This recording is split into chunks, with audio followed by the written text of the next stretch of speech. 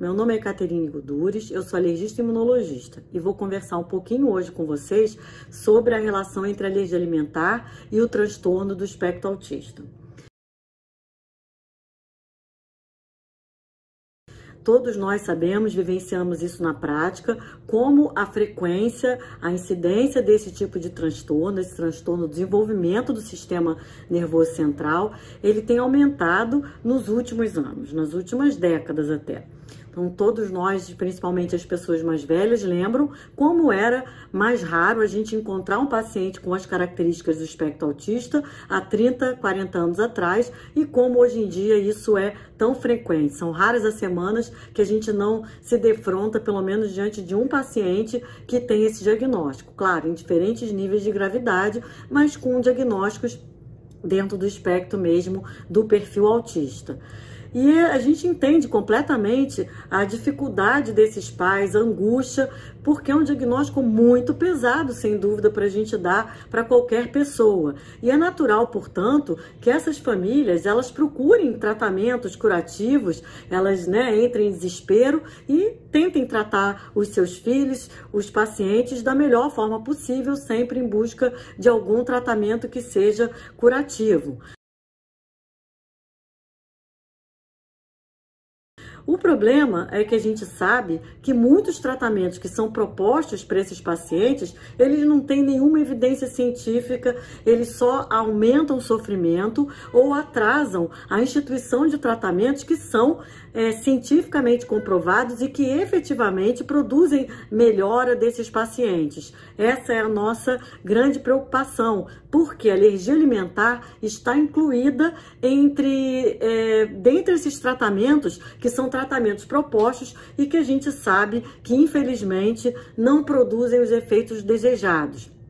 Existe uma grande discordância, dissonância, se as alergias, os quadros alérgicos em geral, não só a alergia alimentar, de fato são mais prevalentes nos pacientes com transtorno de espectro autista. Então, alguns estudos, eles sustentam, eles evidenciam que existe sim uma maior prevalência nesse grupo de pacientes, de qualquer quadro alérgico, não só alimentar, como de alergia respiratória também, e outros estudos que não demonstram isso. Mas a questão é que a gente pode ter, sim, um aumento de prevalência dessa doença, como a gente tem aumento de prevalência de doenças alérgicas em várias outras situações clínicas. Mas isso absolutamente não quer dizer que as doenças alérgicas, particularmente a alergia alimentar, sejam causa, que elas promovam, que elas causam o desenvolvimento desse transtorno, que é o transtorno de espectro autista. Então, é claro que se o paciente tiver um transtorno do espectro autista e ele tiver evidências de diagnóstico, evidências clínicas, evidências laboratoriais, quando possível, de alergia alimentar, é claro que esse paciente deve ser tratado. Mas não se pode divulgar esse conhecimento, essa ideia de que o processo de alergia alimentar, se não tratado, ele cause o autismo, ou que se a gente instituir um tratamento para alergia alimentar em um paciente que não tem evidências palpáveis de alergia alimentar e seja um paciente de espectro autista, não existe nenhuma evidência, nem na prática, nenhum lugar de que efetivamente isso cause uma melhora do quadro dos transtornos desses pacientes. O que acontece é que pacientes com transtorno de espectro autista, eles exacerbam a sua sintomatologia quando muitas coisas estão incomodando. Então, são pacientes que com muita frequência são constipados. Então, quando estão constipados, eles tendem a aumentar seus sintomas. Quando eles estão acuados, numa situação que não é favorável, que eles se sentem desconfortáveis, eles também aumentam seus sintomas.